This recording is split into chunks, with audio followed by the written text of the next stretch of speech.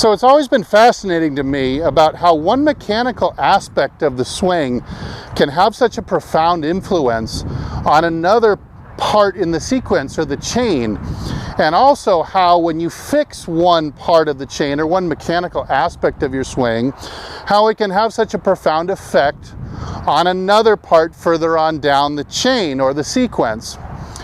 Case in point, in today's video we'll be talking about how the action of the right foot or right ankle can have such a dramatic and large effect over what you can do with the pivot, or the way that the hips, the pelvis, the chest all move. So right after this, let's get into it.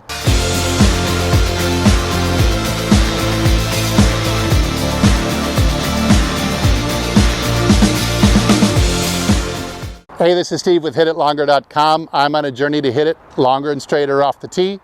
Be longer and straighter all the way to the green, because in my opinion, that's what makes golf the most fun. So if you're on a similar journey and you'd like to pick up some more yards off the tee, hit it longer and straighter, then by all means join me. Hit the subscribe button, like this video if you liked it at the end, and don't forget to leave a comment down below and help the algorithm just a little bit.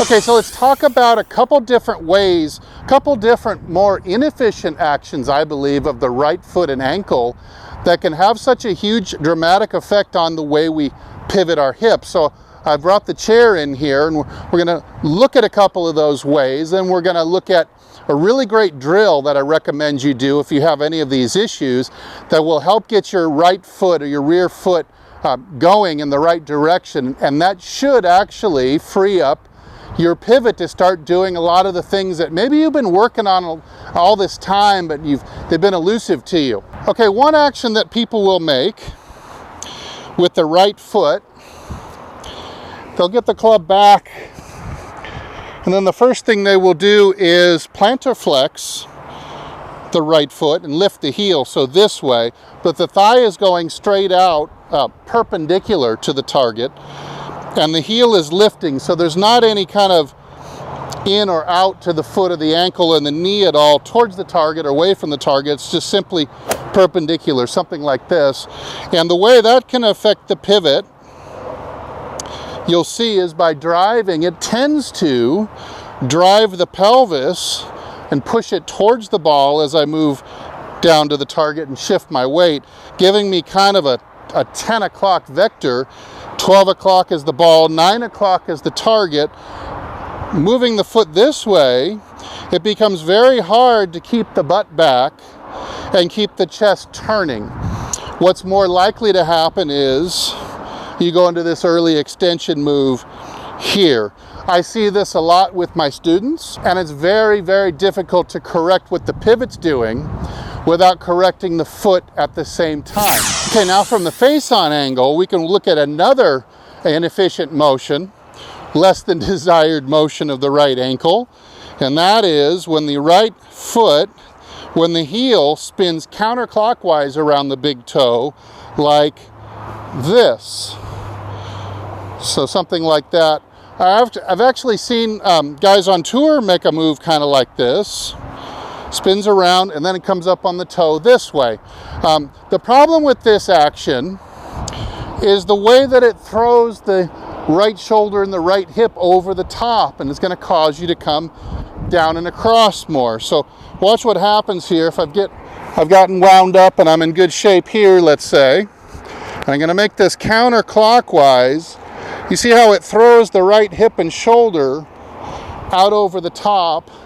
It doesn't allow the pivot to necessarily advance targetwards towards the post. Instead, results in kind of spinning you in a barrel this way. So while you're able to keep your rear end against the chair here, against the wall, you're failing to get that good weight shift, and you're failing to achieve a right side low rock skip kind of position that you would otherwise get with good right foot action. Now, again, these two mistakes, you call them mistakes, they tend to make your hips go. It doesn't mean that they have to. You could probably figure out how to do a different hip action out of these two foot actions I'm showing you, but I'm just showing you what it's pushing your hips to do. Most people will do this. It tends to make you do this. Now, so what we're looking for in the right foot is instead to roll inwards. Say we're in good shape here. Now I'm going to roll my foot to the inside. I'm going to roll it this way. And I'm going to lift the heel slightly. And that really is going to position the thigh and the knee heading in a 10 o'clock direction as my left hip advances into the post and drives in an 8 o'clock vector this way.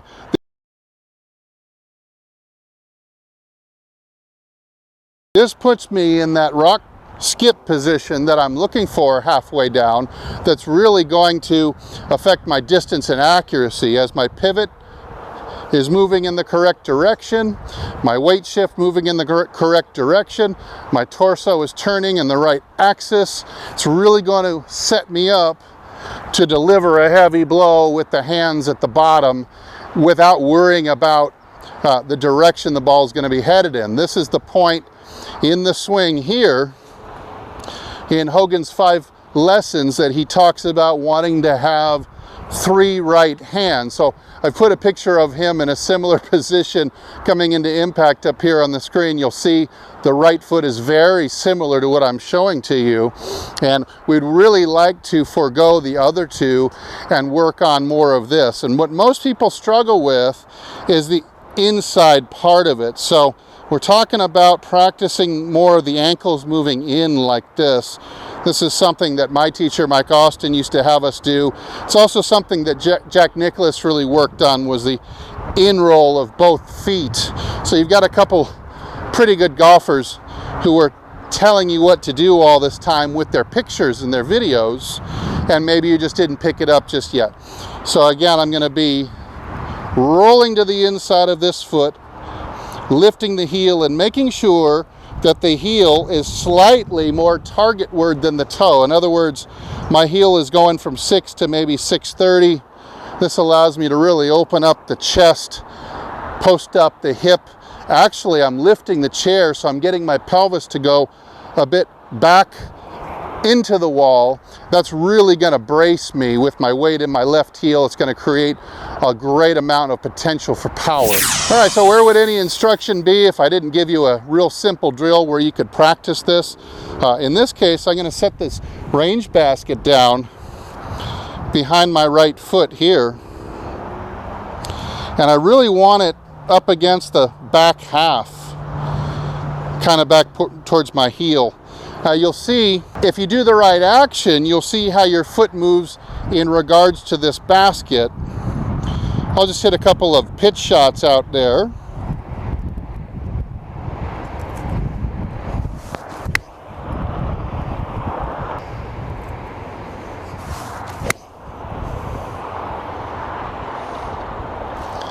Now watch where my right foot has ended up. I've ended up creating a rather large gap away from the bucket. So the first 2 ways I showed you how the right foot can move.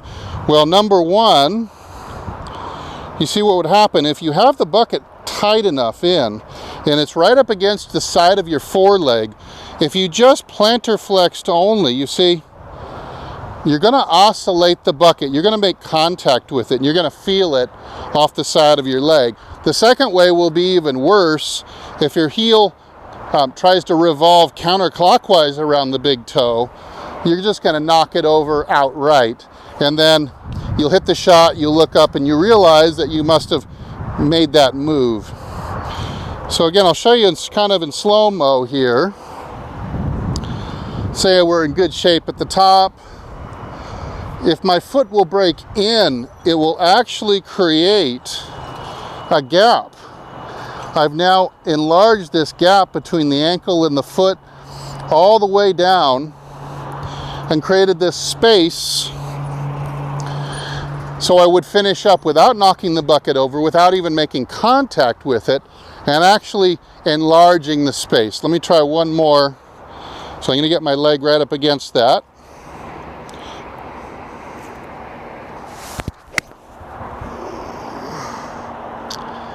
And again, you see how I've created a fairly large gap between the bucket and my foot.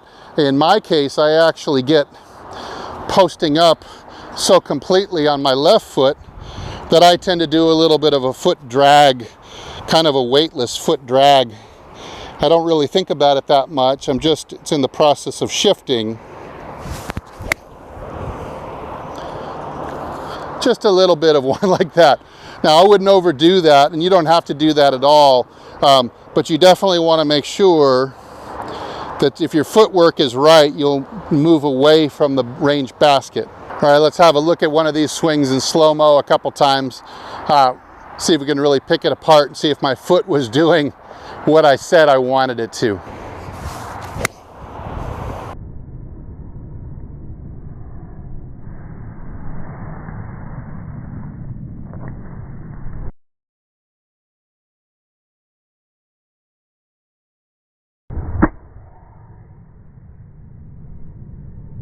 So if you've been struggling with your pivot and either, spinning in a barrel and coming over the top, or you might be early extending this way, give my bucket drill a try.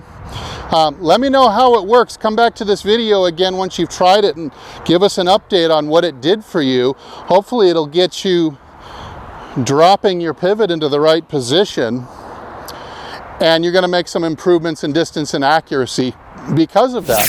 Hey, thanks for watching my channel. Thanks to Golf Development Complex in Moore Park, California for hosting us today. And I'll either see you in the next video or I'll see you longer and straighter down the fairway. Take care.